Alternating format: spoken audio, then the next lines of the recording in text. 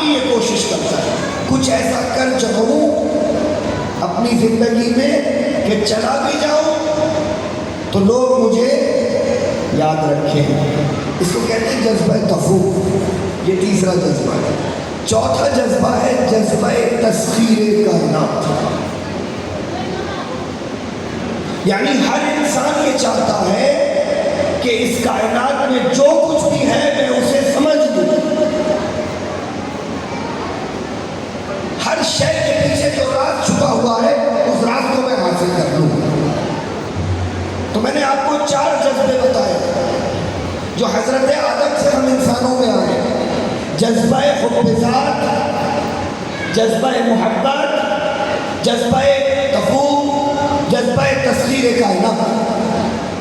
خدا کی قسم اگر یہ عقل نہ ہوتی تو یہ سارے جذبے بے قابو ہو جاتے. غور کیجیے گا میری بات پر. اگر یہ عقل نہ ہوتی نا تو یہ سارے جذبے بے قابو ہو جاتے. کیسے؟ بھائی میں اپنی ذات سے محبت کرتا ہوں لیکن عقل بتاتی ہے کتنی محبت کرنی ہے. اگر عقل نہ ہوتی تو کوئی میدان جہاد میں شہادت کے لیے نہیں جاتا. محبت اپنی ذات سے ہے لیکن عقل کہتی ہے نہیں یہاں پر شہادت کا مرتبہ زیادہ ہے. اگر عقل نہ ہوتی تو میں آپ سے کتنی محبت کروں، آپ مجھ سے کتنی محبت کریں، اس کا فیصلہ نہیں ہو پاتا. اگر عقل نہ ہوتی کوئی اپنے مال سے زکوٰۃ نہیں دیتا. ابھی پرسوں مولوی صاحب کہہ رہے تھے نا زکوٰۃ پر اہمیت میں بات کر رہے تھے کہ زکوٰۃ کی کتنی اہمیت ہے کہ وہ زکوٰۃ تزکیہ کرتی ہے مال کا. عقل بتاتی ہے کہ جو تم نے کمایا ہے اس میں سے تمہیں کتنا رکھنا ہے، کتنا راہ خدا میں دینا. صلوات پڑھے.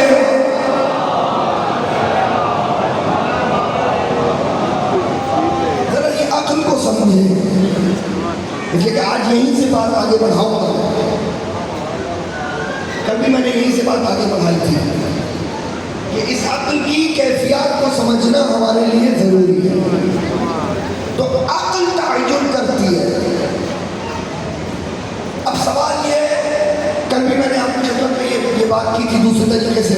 آج ذرا زاویہ نگاہ مختلف ہے.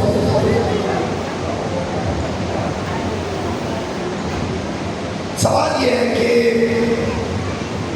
انسان کو جو پروردگار عالم نے عقل عطا کی ہے، میں نے کہا تھا نا یہی انسان کی اشرفیت کا سبب ہے. یہی وہ عقل ہے جو کہتی ہے انسان ہونا کافی نہیں ہے.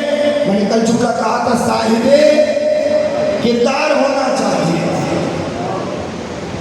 تو یہ فیصلہ کون کرتا ہے؟ انسان کی عقل فیصلہ کرتی ہے. اس لیے پروردگار عالم نے قرآن میں عقل سے بات کی. اب اس کائنات میں جتنی مخلوقات بستی ہیں ان کی ذرا کیفیات کو دیکھیے.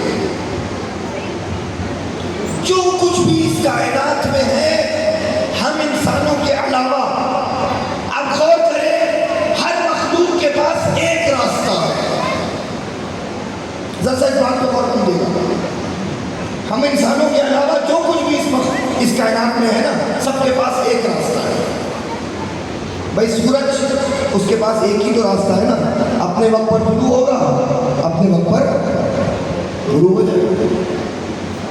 چاند کے پاس کتنے راستے ہیں؟ ایک راستہ ہے. اپنی تاریخوں پر بڑھے گا، اپنی تاریخوں پر گھٹ جائے گا. توجہ کر. درخت آپ جب لگاتے ہیں، بیج بوتے ہیں، تو کیا کبھی ایسا ہوگا کہ درخت اندر چلا جائے، ساری جڑیں باہر آ جائیں؟ تو پالک تو نہ ہوگا، یہ تو ہو نہیں سکتا. راستہ ایک ہی ہے درخت کے پاس، جڑیں اندر جائیں گی، درخت باہر آئے گا. نظام قدرت ہے، راستہ ایک ہے. اور آسان کر دو اپنے چھوٹے بچوں کے لیے بات. شہد کی مکھی جو شہد بناتی ہے، کیا اس کے پاس 2 راستے ہیں کہ آج شہد بنا لوں یا جالا بھون لوں؟ کیا شہد کی مکھی یہ فیصلہ کر سکتی ہے کہ آج شہد نہیں بناتی، آج ایسا کرتی ہوں مکڑی کی طرح جالا بھون دیتی ہوں؟ نہیں کر سکتی. اس کا راستہ ایک ہے, شہد بنائے گی.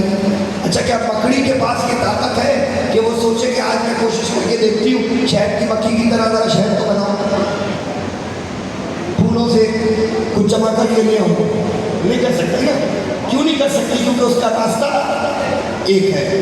دریا جب بہتے ہیں تو دریا کا یہ اختیار رکھتا ہے کیا کہ کسی دن سوچے کہ آج ایسے بہنے کے بجائے پلٹ کے الٹا بہتا ہوں؟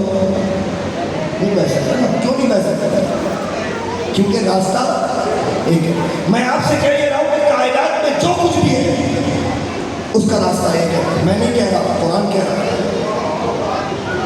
سورہ یاسین قرآن نے آواز دی, الشمس تجری لمستقر لها ذالک تقدیر العزیز العلیم. یہ جو سورج ہے اللہ نے اس سورج کی تقدیر کو طے کیا. الشمس تجری لمستقر لها ذالک تقدیر العزیز العلیم والقمر قدرناه منازل حتى عاد كالعرجون القديم لا الشمس ينبغي لها ان تدرك القمر ولا الليل سابق النهار وكل في فلك يسبحون. کیا ترجمہ ہے؟ قرآن کہہ رہا ہے یہ جو سورج ہے ہم نے اس کی تقدیر کو طے کیا ہے.